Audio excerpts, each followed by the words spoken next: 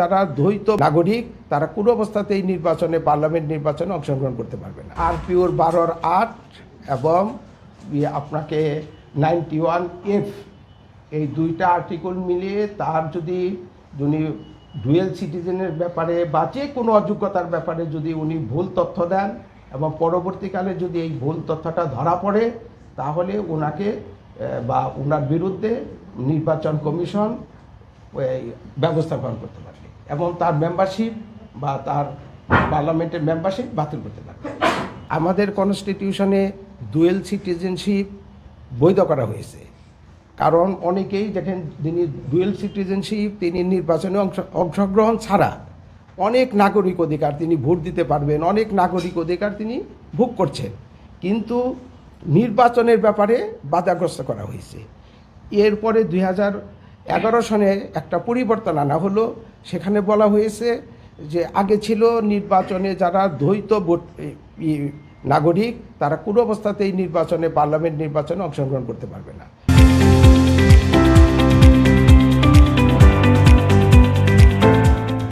2011 সনে কিছু পরিবর্তন আসলো, সেই পরিবর্তনে 2(a) আপনার 66 সির 2(a) একটা সংযোজন করে সিটাটা 2(a) যোগ করে বলা হইল যদি কেউ পরিত্যাগ করে, গিভ আপ, নাগরিকত্ব যদি কেউ পরিত্যাগ করে তাহলে তিনি প্রার্থী হতে পারবেন। এখন পরিত্যাগ বলতে কি করলে পরিত্যাগ বোঝা যায়, এটা এক একজন এক এক মত। একজন বলেছেন যে নাগরিকত্ব একটা দ্বৈত জিনিস, ওই দেশের সাথে এই ব্যক্তির একটা কন্ট্যাক্ট, কাজে একতরফাভাবে ইউনিলেটারালি যদি কেউ করে সেটা বাতিল বলে গণ্য হবে না।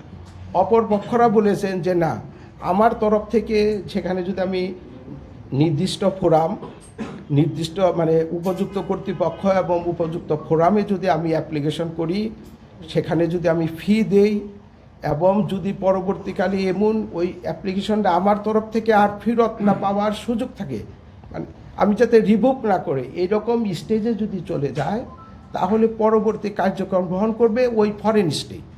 তো ফরেন স্টেট দেখা গেছে যে কোনো জায়গায় এটা করতে ফাইনালাইজেশন করতে বা অ্যাপ্রুভাল করতে কোনো জায়গায় লাগে 6 মাস, কোনো জায়গায় লাগে 3 মাস, কোনো জায়গায় 1 বছর, কোনো জায়গায় হয়তো আর একটু কম। এখন আমরা এখানে একটা মাঝামাঝি জায়গায় গিয়েছি এবং এ ব্যাপারে সুপ্রিম কোর্টের ডক্টর স্বাধীন মালিক থেকে শুরু করে অনেক প্রখ্যাত আইনজীবীদের লিখিত মতামত আমরা গ্রহণ করেছি। সেখানে তারা বলেছেন যে একজন ব্যক্তি তার তরফ থেকে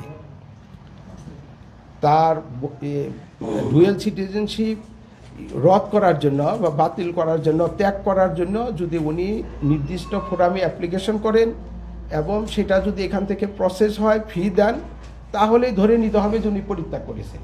আমরা এই মাঝামাঝি পথটাকেই গ্রহণ করে নমিনেশন অনেকের বৈধ করা হয়েছে।